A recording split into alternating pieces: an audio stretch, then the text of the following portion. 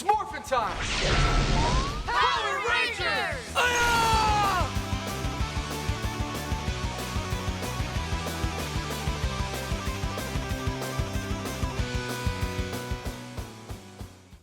Yo, what's good, comic fam? We got some fun books to chat about today, and I'm sitting at the table with my homie, Overstreet Price Guide Advisor, owner of Milky Comics, Russ Bright. How you doing? I am good, Tom. I'm a little cold here, but it's good. Yeah, dude, the weather changed really quick. Comic fam, where you living? Where do you guys live? Like, I want to see in the comment section where everyone's from. We have a lot of peeps out in other countries, and I like knowing that because you know what? We're talking about foreign comics today. Oh my gosh, this is something that we talk about, but we don't talk about with you guys. The comic book fam, I don't have that much of an opportunity to talk about foreign comics with you guys. Just something that both Tom and I are into, but we think is supremely undervalued in the market. I don't think there's enough appreciation for foreign comics out there. That's right. We have some fun ones to discuss today and some ones that I haven't even showed you. I like to reserve these moments for the mic. Sure. Comic fam, hit the like button, hit the subscribe button. We do have a copy of Turok printed in Poland. That's going to be going out to a lucky member today. Wow. Comment down below. I want to know where you're from. And let's chat about some goodies because there was a member that sent in something to the show. This happens sometimes. Not as karma, just as a gift. It actually said in the envelope not to read it on camera because this person would like to remain anonymous. Sure. But what he did say is that I can call him the Hungry Man because this gentleman is from Hungary and collects comic books from Hungary. Nice. So I got a couple of books gifted to me that I thought you would enjoy because they are Star Wars books and they are not official. These are bootleg Star Wars books. Very rare, very scarce. And something that we know about the foreign market is that aside from these being more like editions, we don't use the word reprints in the community. That's actually a term that we've tried to move away from as foreign collectors. These different editions were created sometimes very soon after the American first print was established. Some of these are extremely difficult to find because they're already difficult to get in other countries, and they were read to death and beat up and thrown away, worse than even here in the States, which was pretty bad. Yeah. And over in other countries, you have other things like the environment that causes damages to comic books, such as weather. I mean, I'm thinking of books in Greece that are notoriously difficult to get without rust on the staples. Right. So these collectibles have different layers of value, aside from being sometimes out of canon and bootleg, but still very interesting to collectors of those franchises. They're also extremely difficult to find in any grade worth being proud of owning, which is why so many foreign collectors don't even care. They're like, you know what? If it's low grade, I'm going to get it just in case because I may not ever see it again. Yeah. All right. So this first two comics actually has explanation on the back. It's a set. It's issue 1 and 2. And it's called, actually, I'm going to have you decipher what that says. All right. Wow. Chalen.Media, the bootleg comic from Hungary. And we have number 1 and number 2, published by a company that I will not attempt to try and pronounce because I do not speak Hungarian, and that is way too many accents. It's really amazing. But 1982. It says Hungary is one of those Eastern European countries who have seen the release of a wide variety of unlicensed Star Wars merchandise. We've talked about in Turkey, they have bootleg movies as well as bootleg action figures. A lot of these Eastern European companies, because they couldn't get. So comic books was one of those big ones. These comic books, for instance, have some pretty interesting cover artwork, which, although they are unlicensed, is evidently entirely original. So when these come up on the screen, these are original arts that were made just for these. The artist who made them is a fairly well-known comic book artist in Hungary. The interiors are all in black and white, which is something we almost always see with foreign comics. You get the black and white interiors. But here, too, the renderings are pretty sophisticated. Interestingly, some scenes are not featured in the final film or depicted here, including the infamous setting between Luke and Biggs on Tatooine. And that's super cool because you have something that isn't canon, but still ties very well into the stories that we know and love with Star Wars.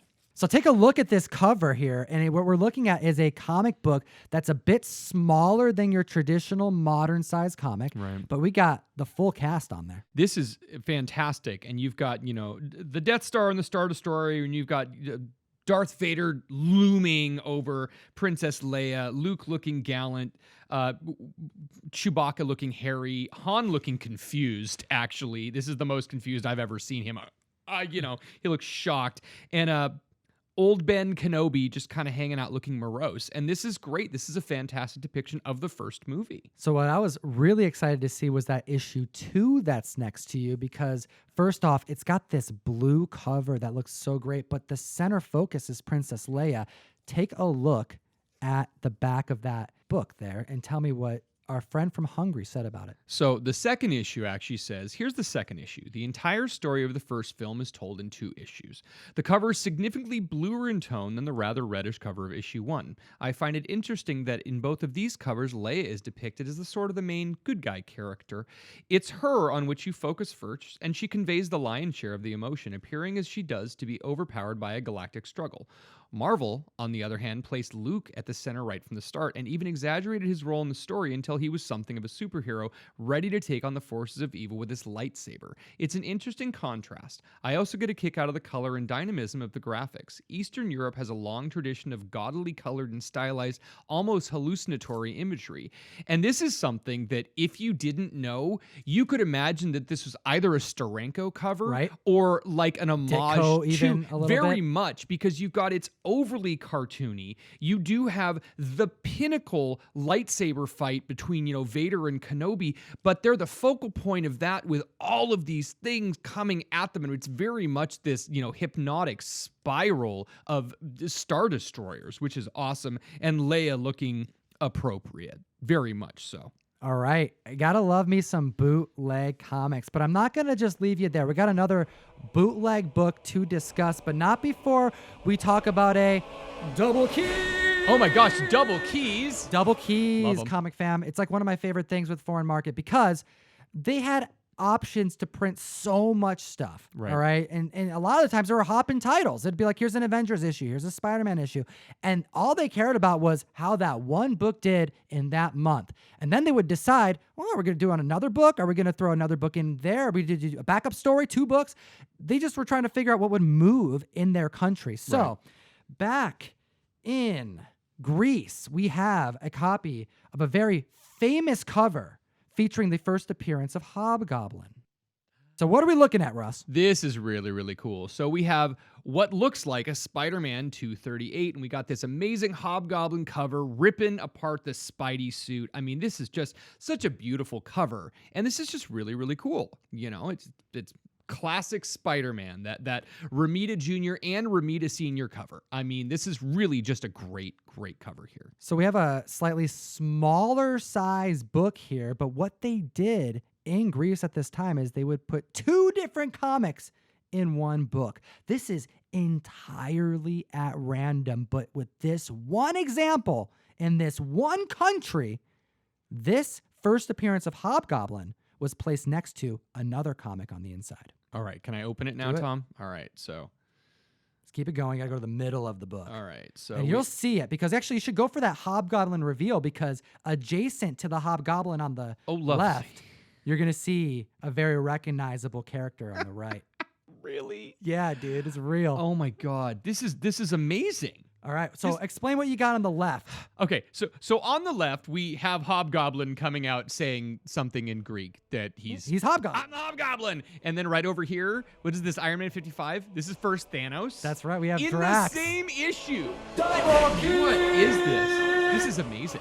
I mean, That's right. this is, I'm flipping through this going, nope, that is totally, and oh no, there's Thanos. Yep. Drax and Thanos and the Blood Brothers. That's and right. Just, it's all there. Wow, So that is so cool. So this is one of those books that I just never want to get graded, because this 2-page spread at the near center of the book, we have 2 characters from 2 completely eras, 2 completely different franchises, Right.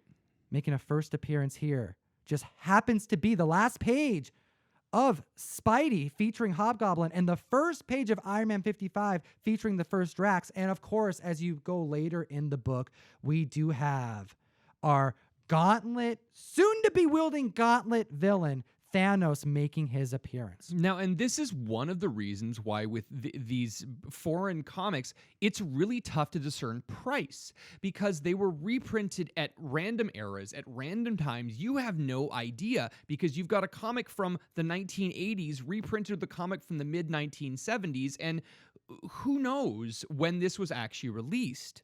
And now we have an edition that exists that is considerably valuable because of this happenstance that took place. Right. Pretty dope. All right. Now, last but not least, we do have a non-canon Spider-Man comic book. You know I love me some Jose Duran. All right, this gentleman took on the task of creating more Spider-Man for the Mexican people. When Spider-Man was all the rave, they caught up to the American printings and they needed more. Specifically, more Gwen Stacy, and he would go on to create not just original covers, but original stories that would take place in between the John Romita covers and comics that were being created at America that time. So, issue 156 of El Sorprendente features a Gwen Stacy laying on the ground. You got the freaking ass shot. Damn, boy, he's there, boy! You know, it's there. It's Right. what it is. All right, and we also have the Kingpin doing a kung fu kick to Spider-Man's face, but that's not why I'm bringing this up on the mic today. Right. We have a very, very important occasion that happened in Spider-Man for the first time on this cover. We have the first time blood was depicted in Amazing Spider-Man. It's just gushing out of his head. This is a beautiful book, and I mean even before the Western market, even before the United States had blood on the cover, we have South America and the Spanish language version of the Spider-Man comics having blood on the cover, which is amazing because they had to extend Gwen Stacy's death because they didn't want her to die in comics. So we've got blood on the cover, but we can't show that one of the main characters dies. Like, that is such a dichotomy. It's really, really weird. It is, and it also shows you that a lot of these opportunities that happened within the history of these collectibles, there were key moments that they didn't realize they were doing. Jose Right. didn't realize he was doing something groundbreaking, drawing this guy's gushing skull on the page here, but he did. Right. And this right here is known as the first blood depicted on a Spider-Man cover ever, and it Wow. happened in Mexico, courtesy of the legend Jose Duran. Amazing. ComicFam, what do you think about these foreign comics? Let me know in the comment section below. Enter you to win this copy of Turok from Poland. We appreciate your time today, and as always, Geek responsibly. enough. Said, we know that you have lots of options when choosing comic book content, and we appreciate that you've chosen ComicTom101. We have 2 more fantastic videos that you can choose. Which one will it be? Russ, can you do it a little creepier? Can I? Yes.